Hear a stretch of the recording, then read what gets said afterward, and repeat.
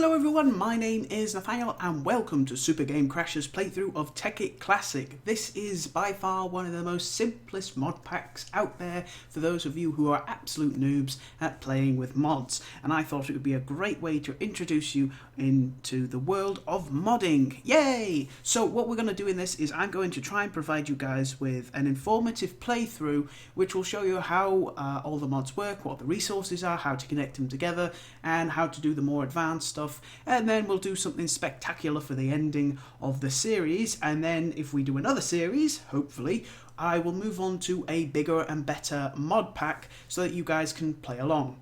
If you want to play this mod pack, it's really simple. Follow the link in the description which will take you to the launcher, and then just follow the instructions on the website and that will tell you how to install the launcher and download the pack. And of course the pack is called Tekkit Classic.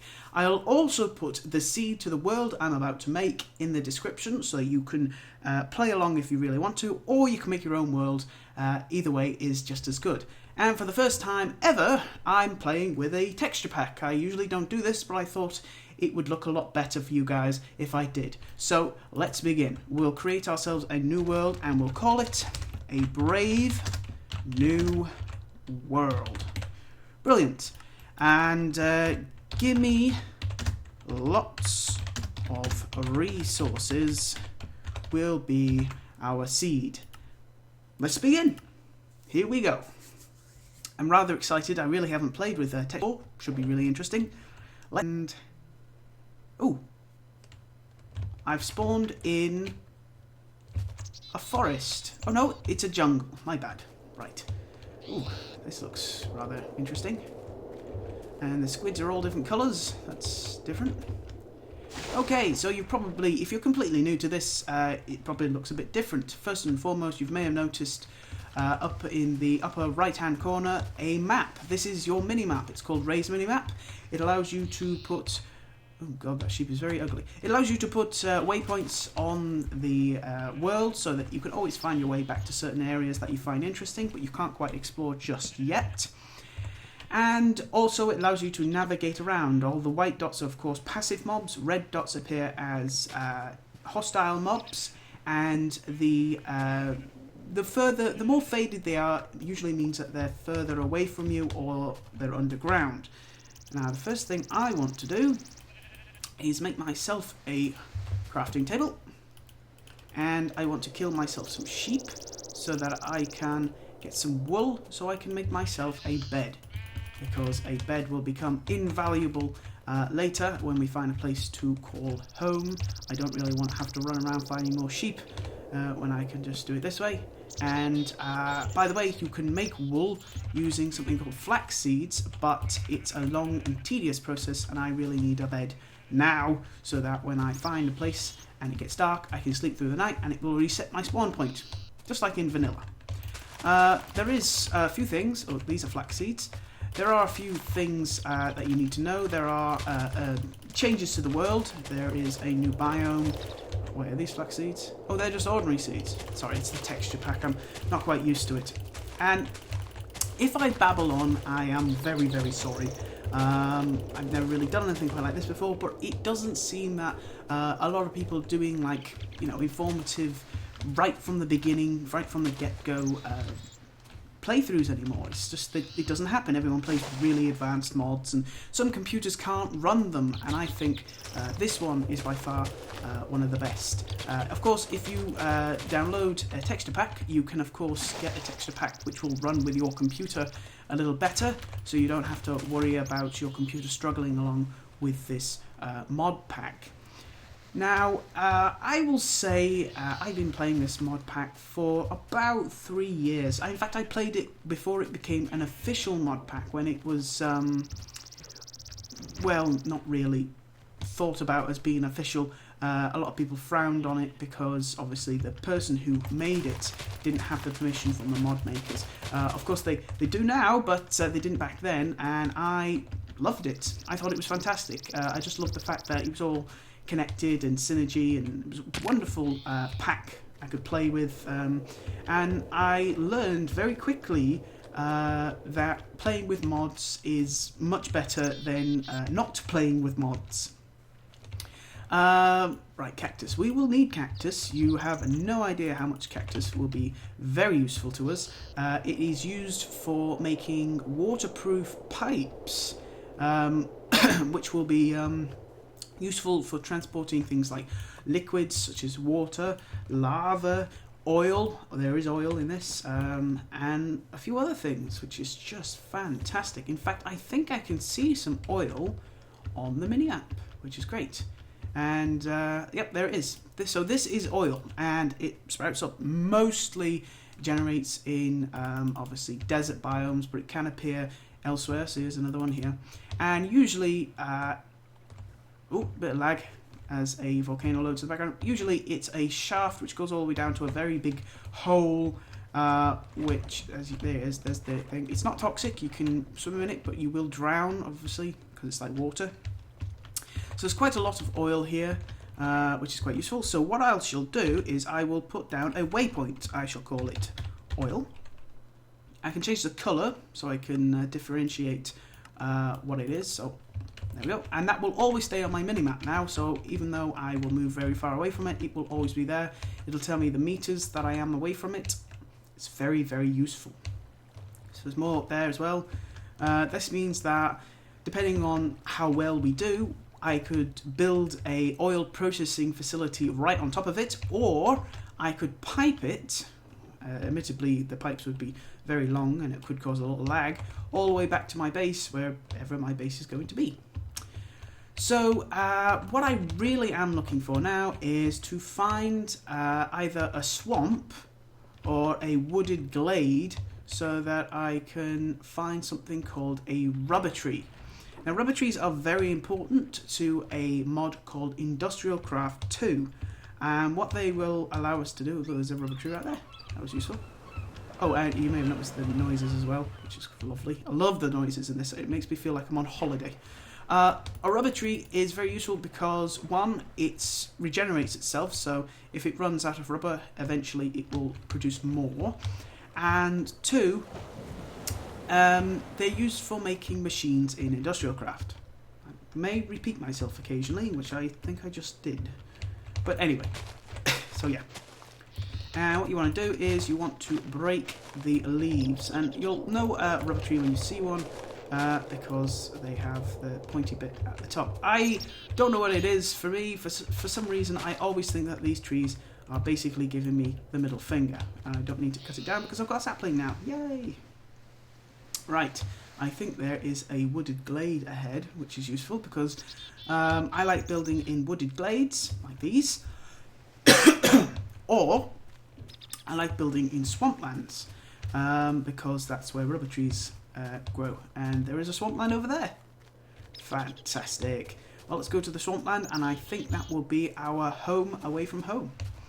Obviously, it's a fair distance away from the oil, but as we progress further into the mods, we can get around problems like that by using things called teleport pipes. And there are pipes and pneumatic systems and electric and magic, and there's all sorts of wonderful stuff in this mod pack, and it really is just a super amazing and very small but expansive mod pack that you can really get into if you've never played modded Minecraft before. And I will, look, there's more rubber trees there, fantastic, and I will go into more detail on what happens in the mod pack and how we're going to do different things, and I'll touch into literally everything I can. I am fairly well versed in nearly everything on this mod pack, but there are a few things I don't know, such as I am not very good at building, shall we say, complex structures, such as I'm not very good at making pickaxe looks a bit different in the texture packs usually. Anyway, I'm not very good at building fancy buildings like log cabins and big fancy amazing hotels and stuff like that. Me, it's always been about resource processing and stuff like that. So if you wanted something like, oh, I don't know, someone building a cathedral or something fancy like that, I'd suggest you go watch someone like Sushin or people who are really good at building complex buildings. For me, it's all about resource generation, which is kind of what I always think technical Minecraft should be about. So let's go.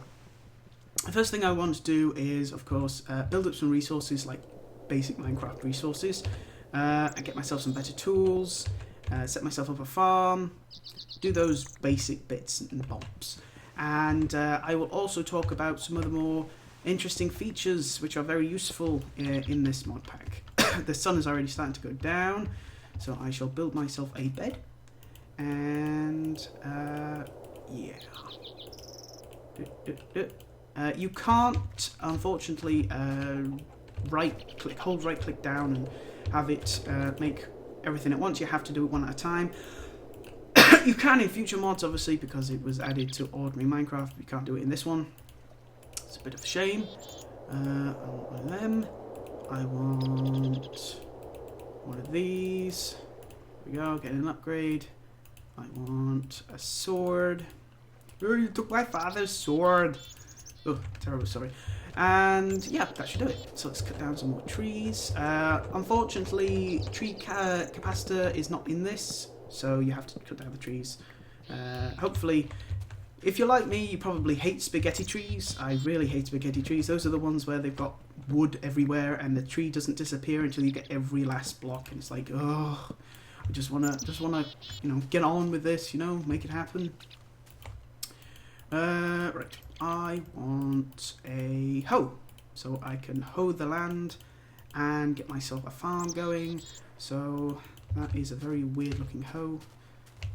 That's really odd. I've never seen a hoe like that before. Like I said, this is the first time I've used a texture pack, so it's a bit unusual for me. Until land looks a bit odd.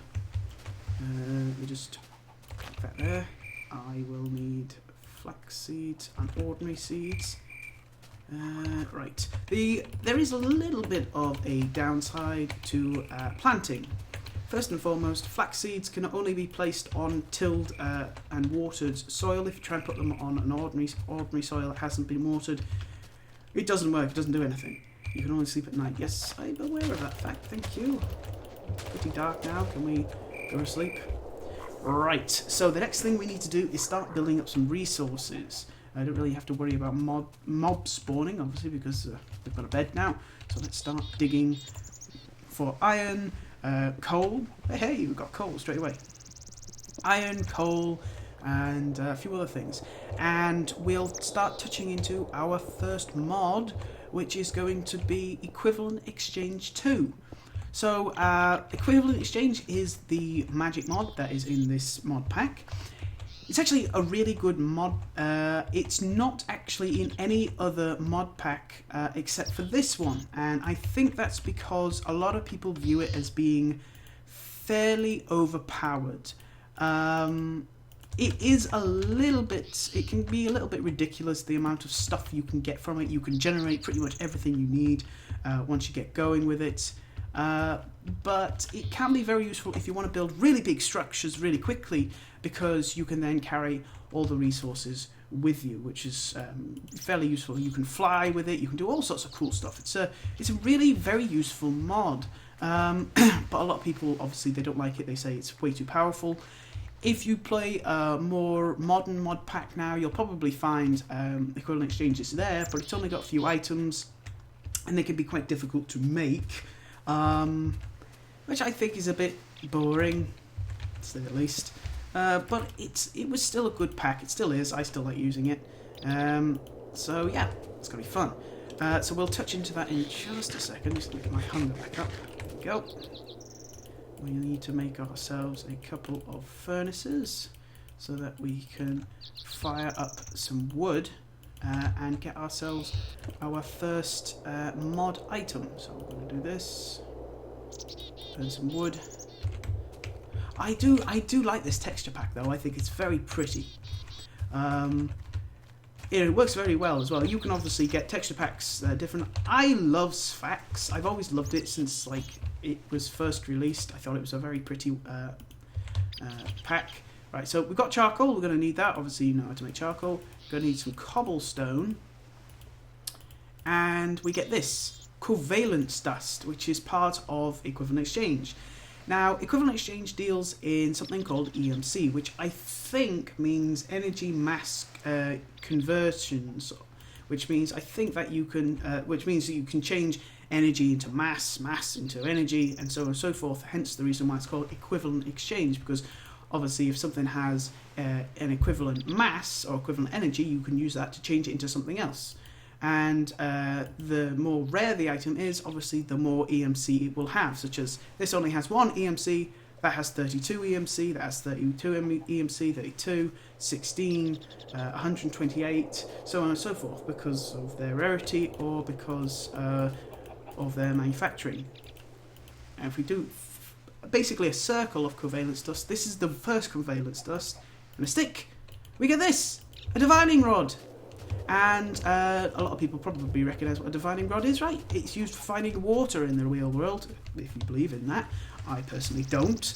But in this instance, it's actually used for helping us finding ore.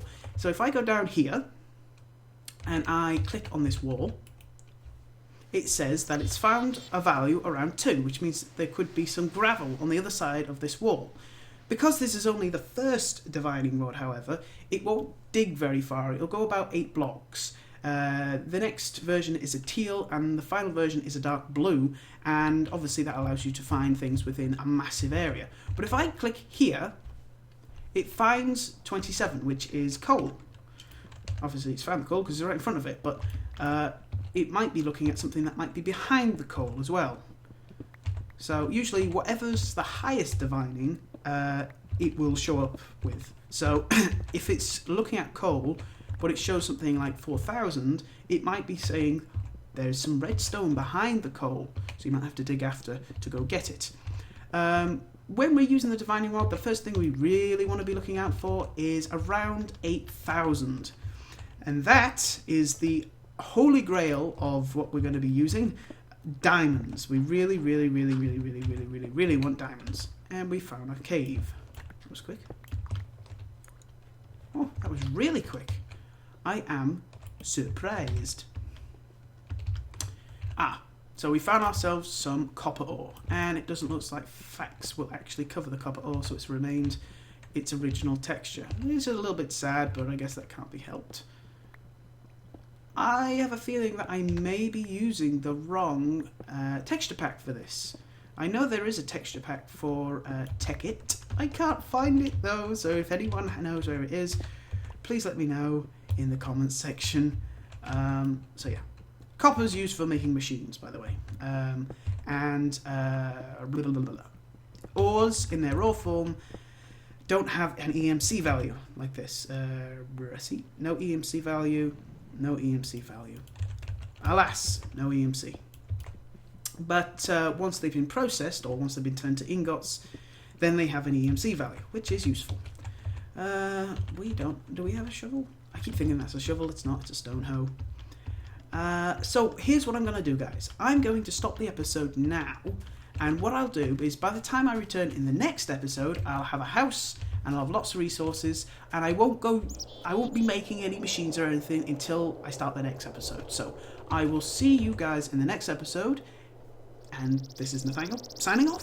Thank you for watching.